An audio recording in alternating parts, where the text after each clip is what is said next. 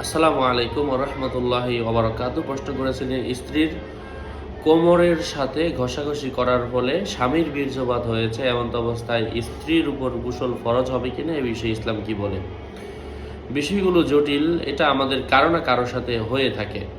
তো এই মাসালাগুলা অনেকে জানেন না, তাদের জন্য আসলে অনেকে প্রশ্ন করেন, সেক্ষেত্রে কিছু কিছু বাছাইকৃত প্রশ্নের উত্তর দেওয়া। আলোচনা বুঝতে সাথেই থাকবেন। যারা এখনও চ্যানেলটি সাবস্ক্রাইব করেননি, সাবস্ক্রাইব করতে ভুলবেন না।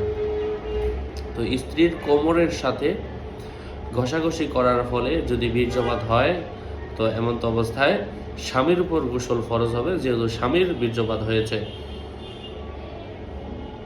স্ত্রীর সামনের রাস্তা ব্যবহার করেনি, যদি ব্যবহার করত, স্ত্রীর বীর্যপাত নাও হতো, তারপরেও কিন্তু স্ত্রীর উপর গোসল ফরজ হতো, যেহেতু আহ, আহ, তার সামনের পথ ব্যবহার হয়েছে। তো যেহেতু পিছনে ঘষাঘষি করার ফলে বীর্যপাত হয়েছে, এমন অবস্থায় স্বামীর বীর্যপাত হলে স্বামীর উপর গোসল ফরজ হবে। স্ত্রী ওনার কাপড় চেঞ্জ করে ফেলবেন এবং তিনি উজু করে নেবেন, যেখানে লেগেছে ওই জায়গাটা ভালোভাবে ধুয়ে নেবেন। আশা করছি বুঝতে পেরেছেন। আরও আপডেট পেতে সাথেই থাকবেন। আপনাদের মঙ্গল এবং দীর্ঘায়ু কামনা করে এখানেই শেষ করছি। দেখা হবে অন্য কোনো এপিসোডে। আসসালামু আলাইকুম ওয়া রাহমাতুল্লাহি ওয়া বারাকাতুহু।